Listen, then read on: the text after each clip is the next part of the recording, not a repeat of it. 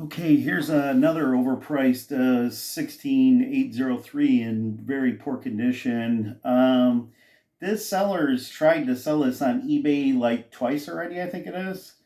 And this is his third attempt. I guess he's even said in his description it's being relisted because of non payment.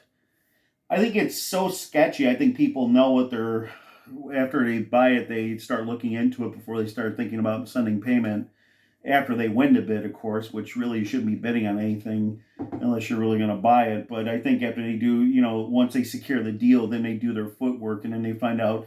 I'm looking at this watch. I mean, it was poorly, poorly treated. It's in really rough shape. I mean, it would behoove the person who has it to actually put a little effort into actually fixing the bracelet. I mean, the pins are broken. Um, I'm looking at some of the pictures uh, in detail. The let me get to the actual end links. So there, the pins came off that. I mean, a watchmaker fit, but I mean, you got the center links are hollow on this. This was a transition 16803 Bluesy.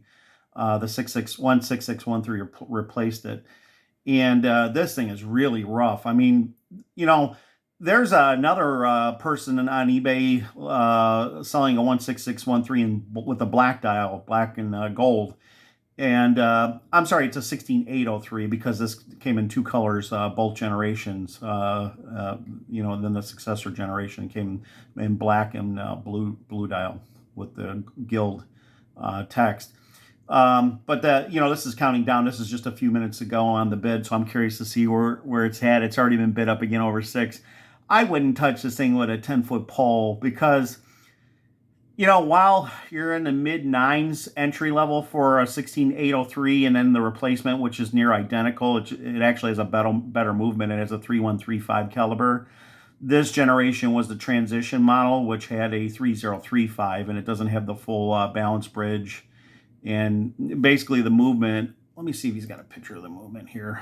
I think he does.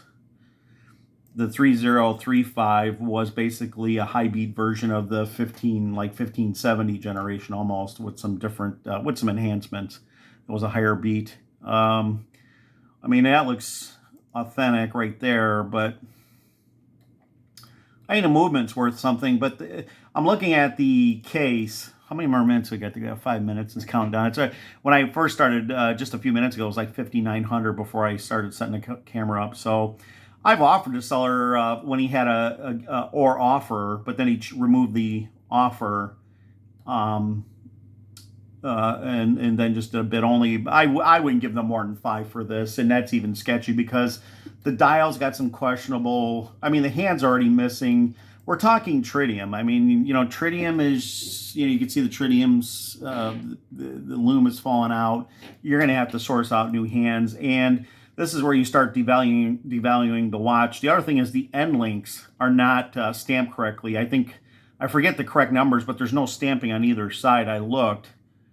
So they look like some cheapy aftermarket bent with a pair of channel locks or whatever to fit, but they're not even genuine Rolex. They're generic aftermarket, probably not even gold, just gold plated. So, I don't know, man. That's pretty sketchy. Let me get back to my. Very curious to see where this is going to go. Yeah, it's already at a little over 6,000 now. So this is his third attempt to sell it. But, when you start looking at this is the transition. I'd be more interested in this, the 16803 Bluesy,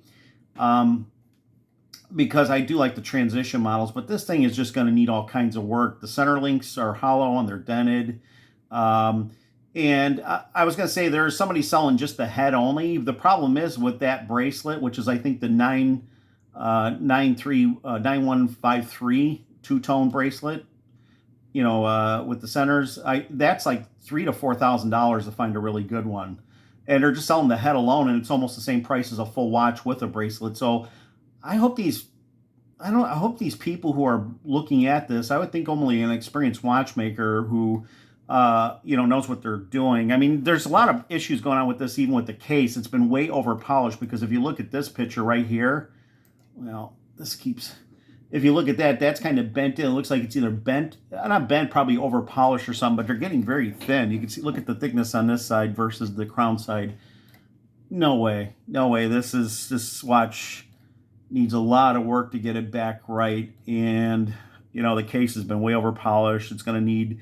I would source out tritium hands, and looking at the dial, it looks kind of sketchy. Like I'm not, the seller's got the hour hand covering the cornet, but there's a far away picture, and I don't know if that's on purpose. I'm not accusing him of anything, but that dial is a little bit suspect because I have a couple of these dials. I also collect dials, and I have two Bluesy dials from this generation, which they look aesthetically the same. This 16613.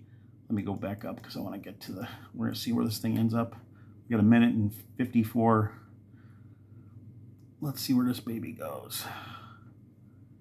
We'll actually watch it live. I'll tell you, the crown is shot. It won't thread. These are the gold cap crowns. So somebody's going to have to source out a crown. It's probably going to need a full movement service. It's going to need sourced out hands. The case is, you're going to have to find somebody to weld on a case, and I'm not even sure. I'm not even for that as a collector. I don't even want a case that's been manipulated or restored. But the case lugs are thin. So if you put the 20 millimeter spring bars on this case as it sits, I'm willing to bet that you'll see that occasionally where they protrude, and that's because the case has been over polished over the years. Now, remember, this is a transition 16803 Bluesy, so this is from the mid-late 80s. This is like an 86, 87, 88, somewhere around there. Probably around 88. I think these were even more limited production. And then this was replaced in 88 or 89 with the 16613. I'll have to check my dates, but I think I'm pretty close, within a year or two. So these were referred to as a transition, and then the 16613 in both black dial and blue ran from the late 80s all the way up to it was replaced with the maxi case in around 2010, 11, 12, or somewhere around there. So what are we at here? We're at 20 seconds, 25. All right, let's see who the lucky, or I'd say unlucky bidder is, because I wouldn't touch this thing with a 10-foot pole. Anything over 5, even with that dial with the sketchy text. Let's see. Is anybody going to start doing random bidding here?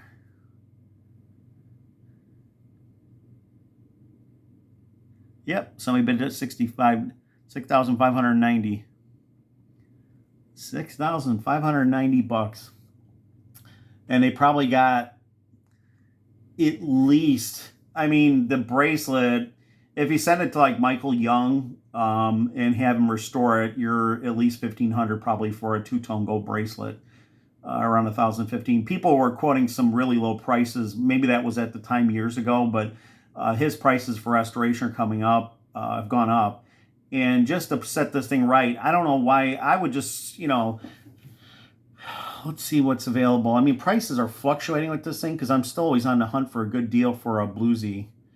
And I'm not against looking for the black one, but the Bluesy always is, I think, most people's favorite. So let's do one. Let's see, 16803. Sorry, the camera's in front here. Okay, let's see.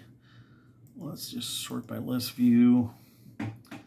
And like I said, I collect dials. I just picked up 2 more tritium dials. I'm exclusively looking for tritium because even though somebody eventually down the road is going to want to set their watch, going to be a purist, want to set it correctly, and maybe they'll get a glass shatter or something.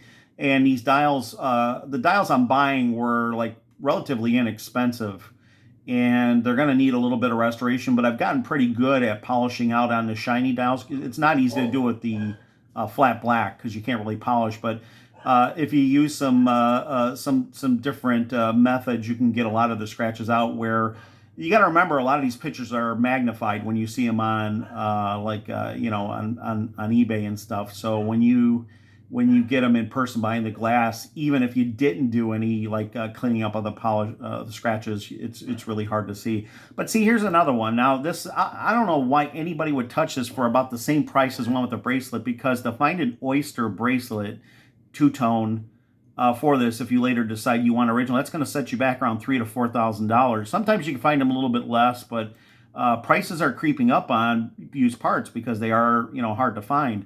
So these people selling, here, look at the prices. I mean, you got one with a bracelet, 10.5. Okay.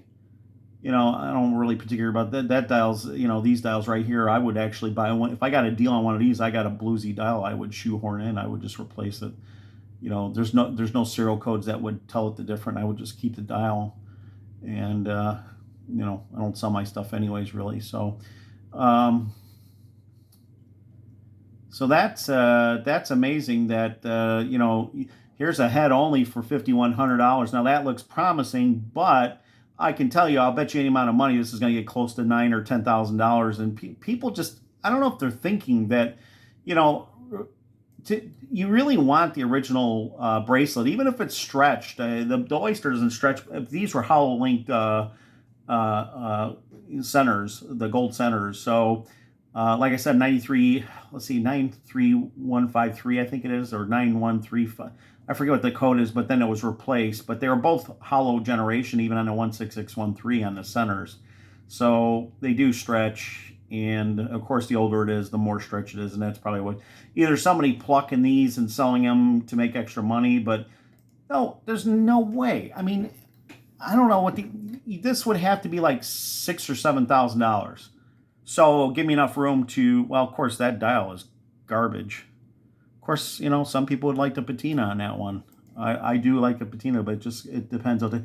Here's another one. Somebody probably lost or flipped, or the bracelet was stretched out, so they put in a Jubilee.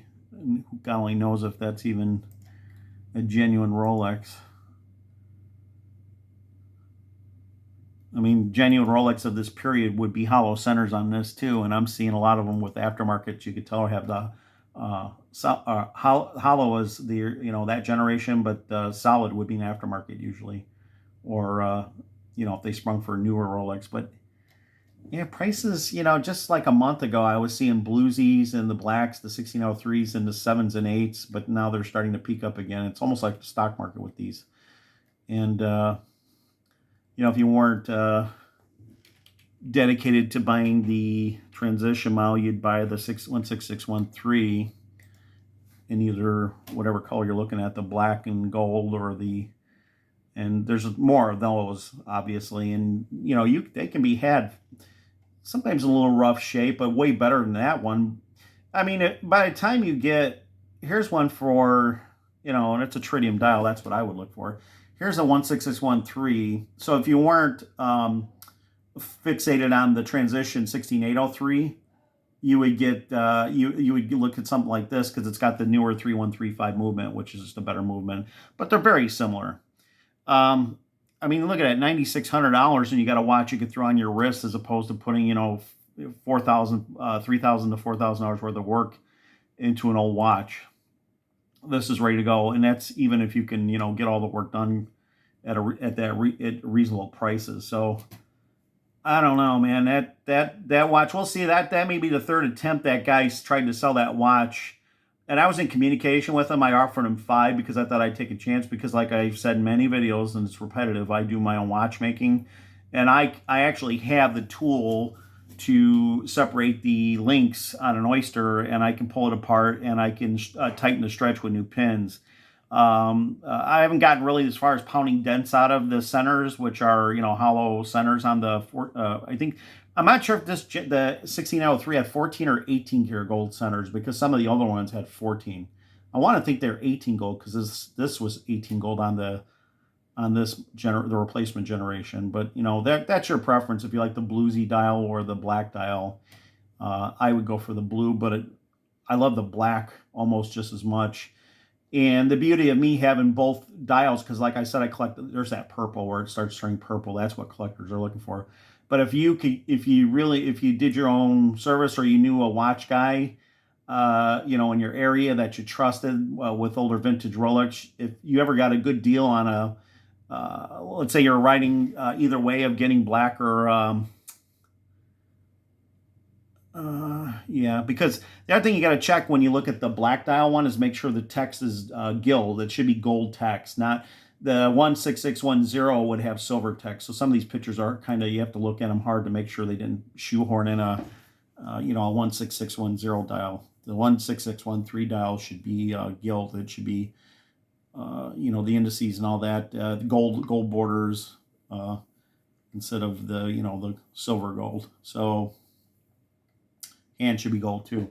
But if you were able to get a better price on that one, and you had collected a dial, like picked up a decent dial, you could have a jeweler change the dial. Of course, you're gonna have to change the insert too, but there's inserts to be had as well. And if you just you can source them out. It gets a little tricky because for me it's an OCD purist thing. So if I prefer tritium over the Super Luminova, and I would have to source out first you have to go used because you don't want a cheapy aftermarket replacement. There you go, 17 bucks. Looks like somebody took a chunk out of it with their teeth, but that's how much wear these things get on them. But they're you're getting, all right, so for 75 you can source out a Bluesy in rough condition, but then you go up a little bit. That one's got a little check. There's for 75. It's getting a little bit better. Yeah, I don't know if that's better, but let's keep looking. So if you have a blue dial, you can have a watchmaker, replace the dial. You can keep the dial on the side, keep it in a protective dial case holder. And, okay, so here for about $119, you can get a tritium. You can always tell the tritium because it's already started to brown. A little scratch there. A little scratch there. I could probably actually polish something like that out and not even know that it was polished out. But if it's a deep dent, you're going to see it. But you could get a tritium. The key is on a tritium watch where it says T20 equals 25. You'd want to get a tritium if you're not so focused on the lume. If you're focused on the lume, then you're going to look for anything past 1999, 1998 was when it said Swiss. And in 99, 2000, they said Swiss made, and those were all Super Luminova, which required charging and would still glow to this day as far as the 16613 goes. So let's see which ones. Yeah, they're Swiss made. And then, of course, you're looking at a lot. I do see a lot of these older, like 90s models where they've been through the Rolex service channel and they authorize the dial replacement. So there's your Swiss-T25. That's a tritium. There's going to be no lume on it. I mean, I have early 90s dial. I actually have an early 90s one just like this for a 16613. It was like about from a 93.